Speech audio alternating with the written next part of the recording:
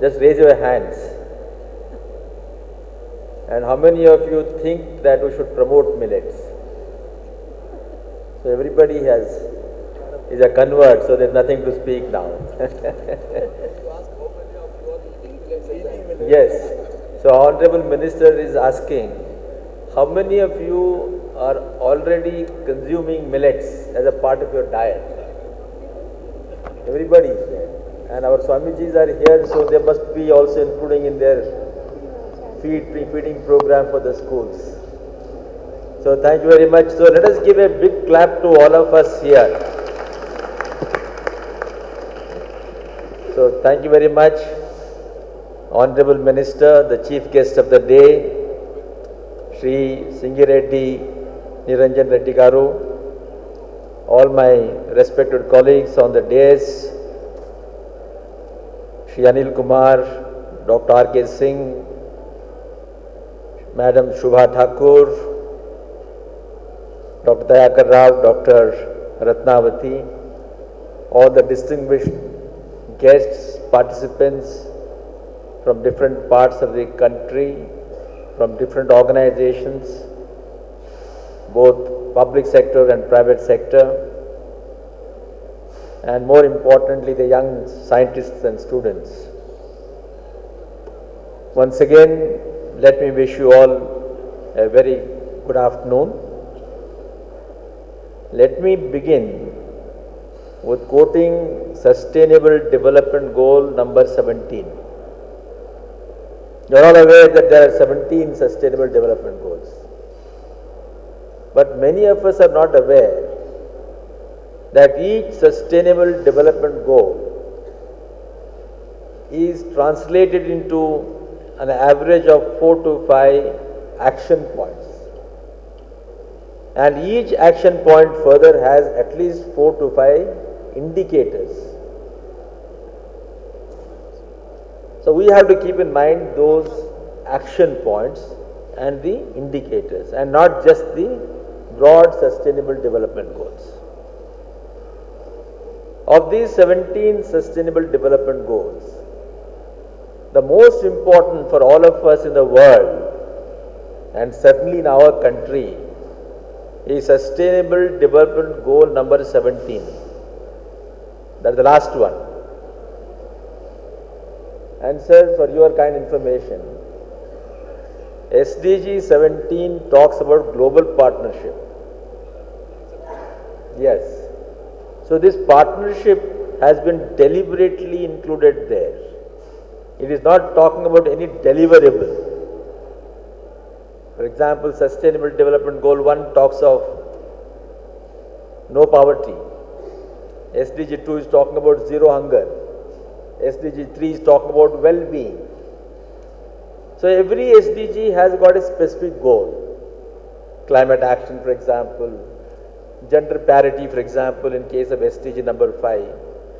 But SDG 17 is only talking about partnership.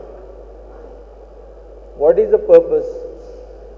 The purpose is, when the United Nations General Assembly adopted this in the year 2015, at the end of Millennium Development Goals, one constraint that they recognized, as happens with every initiative, is about unhealthy competition.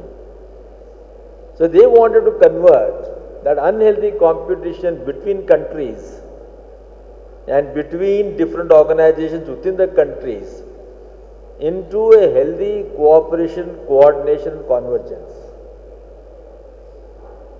And therefore it talks about partnership.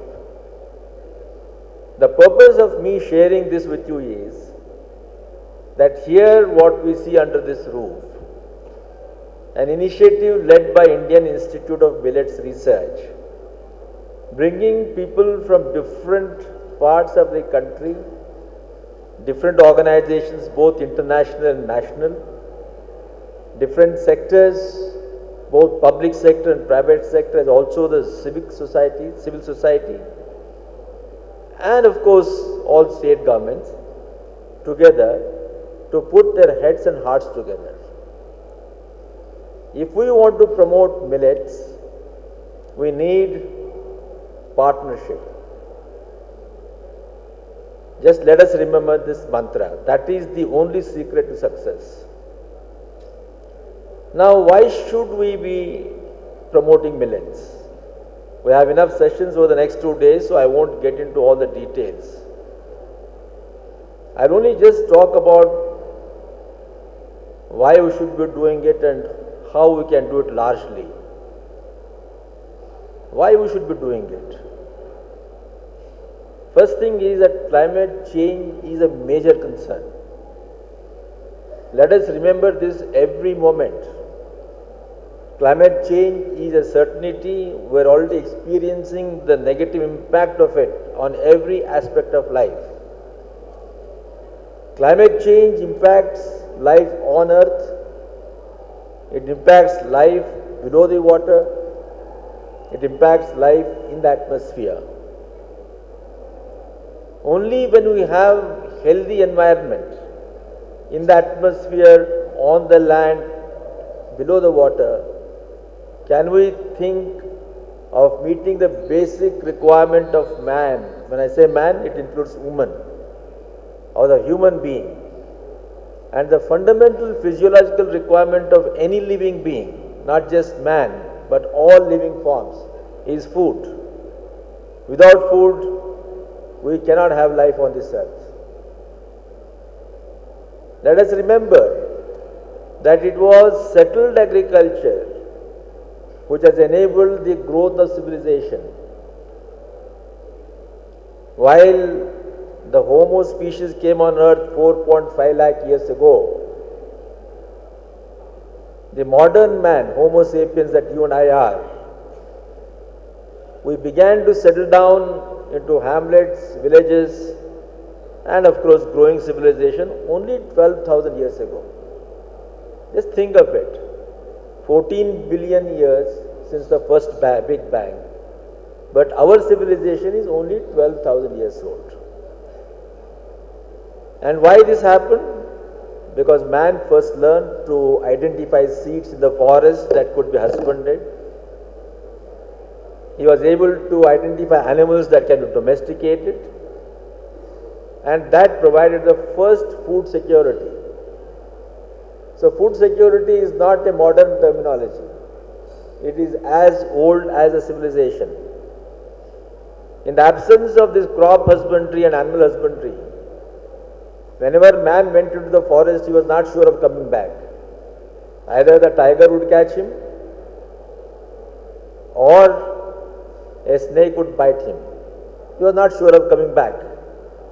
But with this husbandry, he was more sure of the next meal, and therefore he was able to procreate, increase the population, build villages and build civilization.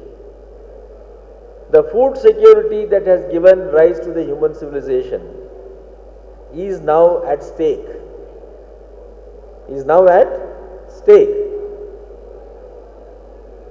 We may not believe it, but it is. Let me give you a few data points. World over today, the food security is dominated by two crops, paddy and wheat. It is not just in India, the world over. Because Green Revolution, which has fed the world right from Mexico in 1940s to the United States, then to Asia and Africa, thanks to Norman Borlaug, and of course the research conducted at the International Rice Research Institute, Philippines. Those two crops are now under strain thanks to the climate change. Both these crops require a particular temperature. They require a particular input intensity usage. But climate change, which is impacting temperature, precipitation, extreme weather events, and therefore all associated elements that are critical for crop production or agriculture production in general, are all now being negatively impacted by climate change. What research shows is that in case of wheat, which requires temperate climate, the yield loss is going to be 0.75 tons per hectare in good yielding areas, and medium yielding areas the loss would be of the order of 0.46 tons per hectare. That means we will lose, when you say 0.75 tons, we are going to lose 7.5 quintals per hectare. And in case of paddy, we are going to have a loss of 0.45 tons per hectare. This is average. With further increase, we can have further loss. And this is also going to impact all life below the water. In fact, the fisheries and other kinds of water world, they are going to get confused with the change in temperature and seasons, and therefore they may not be able to actually reproduce. The livestock is going to suffer because of the rise in temperature, since they are going to become more vulnerable to pests, diseases. The quality of produce is going to get diluted, and quantity of produce also will be compromised. So there are serious challenges. So what do we do? We need not be afraid, of course, because man is creative. He has got the cognitive power, and today he has the advantage of science and technology. So using this new awareness, we have to start looking for alternate means, alternate production systems, and that's where millets actually fit in. Likewise in livestock sector, likewise in water world, there are always alternates that we have to think of. Now millets are a good alternate for certain reasons, and that's what I want to stress as a context here. Millets are a good fit given this climate change implication, because they are naturally climate resilient. Millets are naturally climate resilient. We identify in our country 9 millets, in world over of course there are many more millets. Of the 9 millets, we have 3 major millets: sorghum or jawar, bajra or pearl millet, and ragi, or what millet is it called? Finger millet. Finger millet, yes. These are the 3 main. And there are 6 others which are minor millets, which can also become major millet if we bring our focus on that in terms of science and technology. Now these millets are naturally climate resilient in the sense they can withstand extreme temperatures.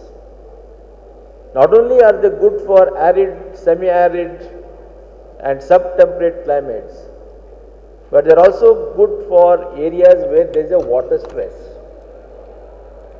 Even if they become slightly vulnerable because we are not given water at the right stage of its production, it can bounce back when you provide the water. That is the resilience. It has got elasticity, it has got plasticity. So we are now in need of crops and other activities like livestock, which are highly resilient. So millets are highly resilient. The second one is that millets are C4 plants. Physiologically they are C4 plants. C4 plants, unlike paddy and wheat which are C3, are more efficient in conversion of the inputs into output. And we have that natural advantage of C4 physiology in these crops. We just now need to bring in greater science to increase the productivity by releasing more hybrids and more high-yielding varieties. Many a time we tend to criticize paddy and wheat, say that they got greater attention than millets. It is not true. In fact, the first high-yielding varieties came up in sorghum. And if you look at the delta factor, that means increase in the yields per hectare, there is more or less comparative status. If paddy and wheat have increased by 3 times between 1965 and 2022, even millets have more or less increased by that same factor. But the difference is, In case of millets, we are starting from a low base. We were at around 3.4 quintals per hectare. We have come to around 1.2 tons, that is around 12 quintals. Whereas in case of paddy and wheat, we already were at 8 quintals at that time, and we have come up to 3.1 tons. So this means that we need to apply now greater science to increasing the productivity of the millets. If we agree that they are naturally resilient, the next point is how do you bring about parity in returns, because the farmer will ask for returns, and that return will depend upon equality of per hectare yields. So that should be the second point, and there is scope for it because I told you there are C3 plants. And the third factor is, from the perspective of supply, we cannot be aiming at a small change. If we think that millets are good for consumption because they are nutritionally rich and dense, as we keep arguing, we have to ensure that millets constitute at least 1/3 of the total cereal basket. Let us say in our country today, we produce around 280 million tons of cereals. Paddy and wheat are 230 million tons approximately. 31 million tons is maize, and that leaves us with around 16 to 18 million tons of millets. As long as we keep aiming at incremental changes from 18 to 20, 20 to 25, we are not doing any justice. There won't be any purpose of all of us getting together here. It will only become a tamasha. What we should be therefore aiming at is to increase the output of millets to account for a share of 1/3 at least in the cereal component. Then only can we bring about a supply-demand matchmaking, and then meet the so-called nutritional demands of the society. So how do we do that? That is the biggest challenge, and that major challenge will lie with the scientists. The scientists, they tell us already that we have achieved 4 tons per hectare under the frontline demonstrations. If we have reached 4 tons per hectare under frontline demonstration, why is it so low at 1.2 tons on the farmer's field? Is it agronomic practice? Is it lack of not adhering to package of practices recommended by the universities? Or is it because farmer is not adequately incentivized by our price support to make investments in management? So it becomes a comprehensive package. But there is no doubt that millets can also give us good yield. If you look at sorghum, for example, America records 4.2 tons per hectare. Italy registers 6.2 tons per hectare. Why India is still at 1.2 tons? America and Italy, they show us that it is possible for us to increase our yield level from the current 1.2 tons to at least 2 tons over the next 5 to 6 years. And we have to achieve that. Then only there will be some meaning, it will make a meaningful impact in the society. Today, of these 3 major cereals, and of course other minor millets, the world is producing 98 million tons from 74 million hectares. India is one of the leaders in millets. We produce around 20% of the global output, and within that, bajra is the leading millet. Out of 16 million tons, 10 million tons comes directly from bajra, from the state of Rajasthan, Maharashtra, Gujarat, and partly from Uttar Pradesh. We now need to focus on further increasing the bajra output, because that is hardier than sorghum, and then simultaneously see how sorghum and ragi can also start picking up. Because the problem with sorghum is that yields are still very low.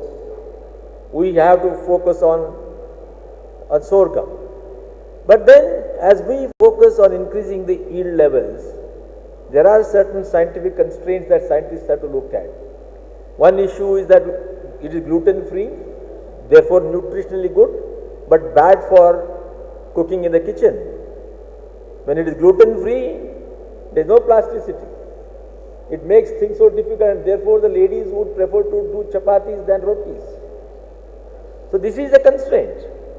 So we'll have to address the fundamental issues. And second, of course, as you know, the major challenge is shelf life. Today the shelf life is comfortably 3 to 4 months. We have to aim at least 12 months of safe shelf life. So these fundamental issues which the science has to address will then enable us to actually integrate with the markets. So supply side constraints are there, apart from of course the need to process, but then of course simultaneously we have to create a demand. The lessons that we have learned from Green Revolution is that we were not able to match the supply and demand at the same time. Today, for example, we have excess of supply in certain commodities, prices are falling, farmers are disincentivized. So we have to take care from that particular learning as to how we can match supply and demand. So the way forward, therefore, for all of us is that while the scientists look at the basic issues of productivity, greater resistance, shelf life, removing the rancidity and making it more plastic, etc., the policy makers have to look at price support, procurement support, building value chain, market integration, processing, value addition, and of course overall demand creation. So there is work for two major players, ICAR and state agriculture universities, comprising the two major candidates of our national agriculture research system, and the Department of Ministry of Agriculture and the State Agriculture Department, which have to focus on these two things, demand management and also the post-harvest management, including the price support. Only when these two primary actors bring their hands together, we will be succeeding with our mission. So there is no doubt, given the climate change impact, where we are expecting a rise of minimum 2 to 4 degrees Celsius in temperature by 2100, where the temperatures are likely to reach 48 to 50 degrees Celsius in many parts where they already reached, the only alternative for is to go in for climate resilient agriculture. Millets are one of those candidates. They are not the only candidates, but they are one of those candidates. So we will have to therefore go for this thing, and if we need to grow, so our entire system has to be reoriented. So it's good that we are all coming together. Over the last 5 years, there is already so much of awareness, and India is taking the lead, because India is one of the major producers, and all that we do in our country is all replicable in various Asian countries, in various African countries. So India would be a natural leader in transfer of technology and business management practices, and then we'll be slowly shifting the agriculture lead from the temperate climate-based cropping system to tropical climate system-based agriculture. So in a way, that soft power that India is aiming at to exercise also will come into play. But of course, we should not be into that competition, because we talked about SDG number 17, where whether it's a developed world or a developing world, we both have to cooperate with each other, share the best practices. And within our country, all states have to partner and learn from one another. It's very good that some states like Odisha, Karnataka, Telangana, Andhra Pradesh, Tamil Nadu, now Madhya Pradesh have all taken the lead. Rajasthan is also joining. So other states will also have to come on board. So let us start looking at this millet production in a systematic manner. And last point that I want to tell you is, stop calling them as core cereals. That was the hierarchical way of defining, categorizing our crops. Our department has taken the initiative of gazetting them as Nutri cereals. So nothing called fine cereals and core cereals. No higher and lower. Everybody is equal. So Nutri cereals, please keep calling them as Nutri cereals. Nutritionally, they are comparable with any other crop. Rather, they are richer in certain aspects. We will go into that as we sit for the sessions. So how many of you will now continue to call them as core cereals? Nobody. Good. Oh, but okay, I see one hand there, made my mistake. How many of you are going to call these as Nutri cereals? Good. So let's give a big hand to all of us. So thank you very much, Dr. Dayakar and Madam, for organizing this thing. And let's all give total support to Madam Shubha Thakur, Angamuttu, Dr. Singh, who are the people who are actually going to partner and take this forward. So let us give a big hand to those three people. Thank you very much and namaskar.